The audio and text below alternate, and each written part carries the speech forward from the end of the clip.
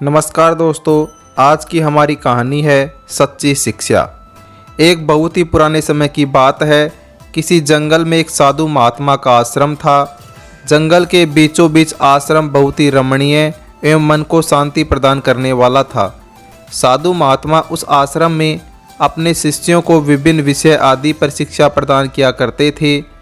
सभी विद्यार्थी उन साधु महात्मा की बहुत चर्चा करते थे एवं उन महात्मा की चर्चा दूर दूर के राज्यों में होती थी।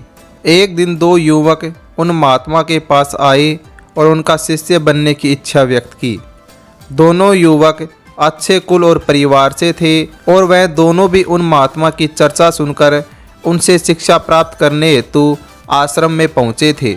महात्मा ने सोचा कि इन्हें शिष्य के रूप में स्वीकार करने से पहले इनकी एक छोटी सी परीक्षा ली जाए, और उन्होंने दोनों से आश्रम में रखे हुए दो मिट्टी के कबूतर लाने को कहा। दोनों कबूतर बहुत ही सुंदर थे तथा उन पर विशिष्ट प्रकार की कलाकृति बनी हुई थी, जिससे वे बेहद ही खूबसूरत लग रहे थे। महात्मा ने एक एक कबूतर दोनों युवकों के हाथ में दिए और उनसे कहा कि आपको आपके हाथ में दिए हुए कबूतर की गर्दन तोड़नी है। उन युवकों को लगा कि ये तो बहुत ही सरल काम है और इससे क्या शिक्षा हासिल होगी और इससे गुरुजी हमारी क्या परीक्षा लेंगे। किंतु गुरुजी ने इनके सामने एक शर्त रखी। महात्मा ने कहा कि आपको इन कबूतरों की गर्दन तब तोड़नी है जब आपको कोई नहीं देख रहा हो। याद रहे, यदि आपको इनकी गर्दन तोड़ते हुए किसी ने भी देख लिया तो आप परीक्षा में निसफल हो जाओगे। जैसे ही आप गर्दन तोड़ लो, मेरे पास आप चले आना। दोनों युवकों को लगा कि यह तो बहुत ही सीधा साधा और सरल काम है और दोनों आश्रम से बाहर की ओर चल पड़े। एक युवक आश्रम से थोड़ी दूर गया और उसने देखा कि यहाँ उसे कोई नहीं देख रहा, दूर दूर तक कोई दिखाई भी नहीं दे रहा, तो मैं गर्दन तोड़ देता हूँ और गुरुजी से जाकर यह बात तुरंत कहता हूँ। दूसरा युवक हाथ में उस कबूतर की कलाकृति को लिए दूर जंगल में जा पहुँचा। जब वह एक घने जंगल में पहुँच गया, तब एक पेड़ के नीचे वह बैठा और कबूतर की गर्दन तोड़ने का उसने फैसला किया। किंतु जैसे ही वह गर्दन तोड़ने वाला था, तभी उसकी नज़र एक पेड़ पर बैठे एक पक्षी पर पड़ी। तब उसने सोचा, अगर मैं यहाँ पर इस कबूतर की कलाकृति की गर्दन तोड़ दूंगा तो ये पक्षी मुझे देख रहा है, इसलिए मुझे कोई और तरीका अपनाना होगा। कुछ विचार करने के बाद वह युवक पास की झाड़ियों में जाकर छिप गया। उसे लगा कि इन झाड़ियों में मुझे कोई नहीं देख पाएगा और मैं गुरुजी का दिया हुआ काम पूरा कर पाऊंगा।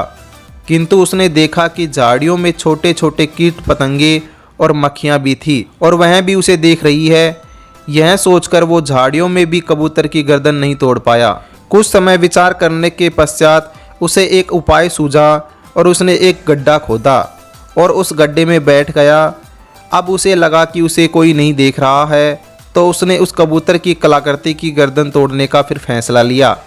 किंतु उसे एक विचार आया कि अगर मैं इस कलाकृति की गर्दन तोड़ दूंगा तो इस कलाकृति में जो आंखें बनी हुई है वह मुझे देख रही है, और यही सोचकर उसने उस कलाकृति पर एक कपड़ा डाल दिया।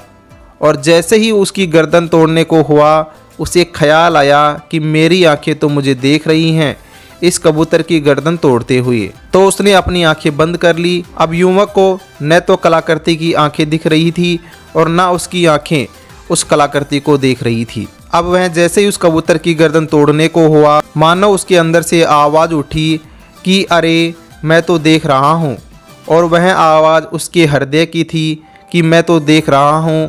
अब वह युवक पूर्णतया समझ गया कि गुरुजी की जो परीक्षा है वो किस शिक्षा की तरफ इशारा कर रही है। वह युवक उस कबूतर की कलाकृति को लेकर गुरुजी के पास पहुंचा और उनसे कहा, क्षमा कीजिए गुरुजी, मैं आपकी दी हुई परीक्षा पूर्ण नहीं कर पाया, क्योंकि हर समय कोई ना कोई मुझे ही देख रहा था। अंत में मुझे आभास हुआ, अगर बाहरी दुनिया मुझे नहीं देख रही तो मेरे भीतर बैठी हुई अंतरात्मा तो मुझे हमेशा देख रही है। इसी कारणवश गुरुजी मैं आपकी परीक्षा पूरी नहीं कर पाया। इस बात के लिए मैं आपसे क्षमा प्रार्थी हूँ। तब गुरुजी ने कहा कि हे नवयुवक, तुम इस परीक्षा में असफल नहीं किंतु पूर्णतः सफल हो गए हो, और यही शिक्षा इस परीक्षा के माध्यम से मैं आप दोनों को देना चाहता था। हर एक मनुष्य को यह स्मरण रखना चाहिए कि हमारी हर एक क्रिया और कर्म पर परमात्मा की नज़र है। कोई भी कार्य उस अपार शक्ति से छिपा हुआ नहीं है। इसलिए कोई भी कार्य अगर इस बात को ध्यान में रखकर किया जाए तो अनुचित कार्य करने से पहले हमारे कदम स्वयं रुक जाएंगे। दोस्तों, आज की हमारी ये कहानी सच्ची शिक्षा आपको कैसी लगी? ऐसी ही रोचक और मज़ेदार कहानियाँ सुनने के लिए हमारे YouTube चैनल अक्सी वॉइस को सब्सक्राइब करना ना भूलें।